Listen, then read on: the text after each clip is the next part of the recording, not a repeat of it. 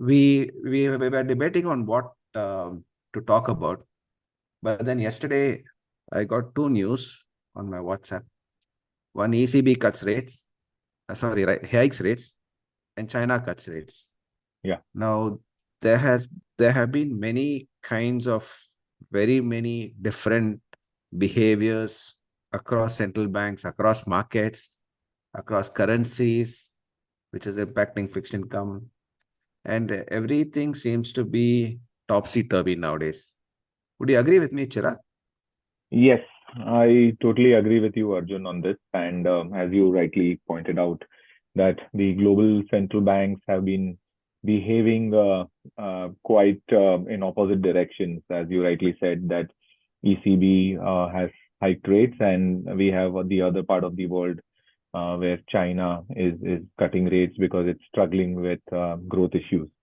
Also, we saw that US has hiked rates aggressively, and there are still chatter that they might go for another 25 basis points of rate hike, not in the upcoming policy, but maybe the one after that. So uh, earlier, as you would know, that the whole world was synchronized because there was a lot of trade that used to happen, but with the COVID coming in and a lot of issues between the developed world, especially the economies where you saw US and China putting trade barriers on each other, that has led to this issue where the inflation in one country and there is a deflation in the other country, and it cannot be exported to the country which has inflation, and hence this divergence, according to me, and I think it should continue for a while.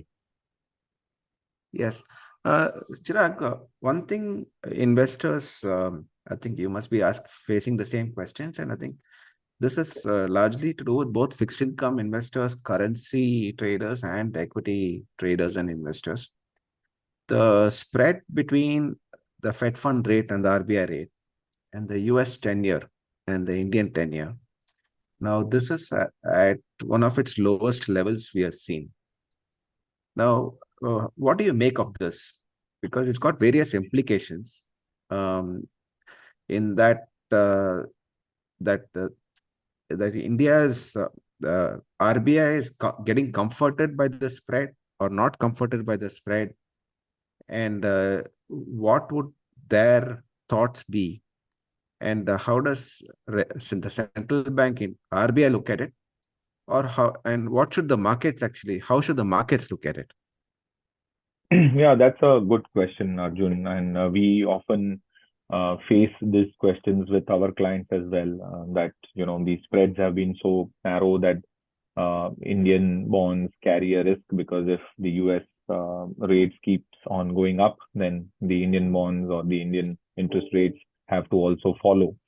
But one of the trends that I have seen of lately, especially, is that there has been a lot of decoupling that has happened because and this is because of COVID and the reactions by the central bank to the COVID crisis. I think in India we didn't react aggressively, and thanks to the central bank as well as the finance ministry during that time, we didn't open our fiscal purses. We didn't do a lot of monetary stimulation, which has helped us right now. I think inflation in India is under control. Of course, there are bouts of inflation going up, but that is due to the food prices and other seasonal effects, which are out of control of any central bank or government. And in US, the inflation reaching 9 point something, and coming down. They have never seen that kind of an inflation in more than 4 decades, right? So, and in India, we had a habit of having inflation in double digits as well. But now, of course, with the inflation targeting framework put in place by RBI, has done a lot of work and has allowed India to control that inflation and keep the growth at levels which are better than any country right now in on the globe. So I think that should remain. These spreads may remain here, or It may, basically be very range bound, but I don't expect the spread or because of risk, because of inflation or because of US rates going high, that India may have to also basically hike, or the rates may have to go high. We are much better than the other countries right now in the world, and hence we are seeing a lot of money is being pushed into India by the foreign portfolio investors as well. Yes, absolutely. I think the way I'm seeing, if you look at the currency markets, where the yen is, I think it's at almost 10 or 12-year low, while the rupee is, while it's low, it's as the yen has been depreciating, the rupee has been rock steady at the lower levels, though, but it's been steady for a while.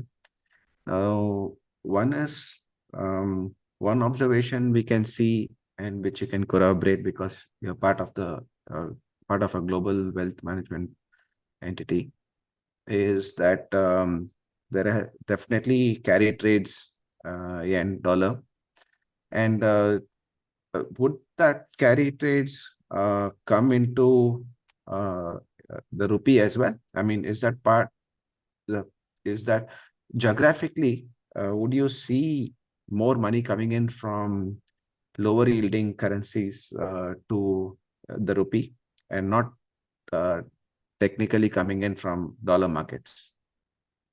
Yes, yes, I agree with you. I think what we have seen of lately is that because the rates in India are high, but not aggressively high, and they are better than some of the other peers that we have, especially the China, and even if you look at Philippines, Thailand, etc., India has been doing much better. The rates are also stable, and we have enough reserves where RBI can also defend the currency if the need be. And hence, there is a lot of interest from the developed markets as well as developed countries to push money into India, because A, you have growth, which is sustainable and reasonable, and second, you have inflation, which is again at sustainable levels, and RBI being RBI, they have been able to manage that well, and they have also shown the resolute to act if things go haywire.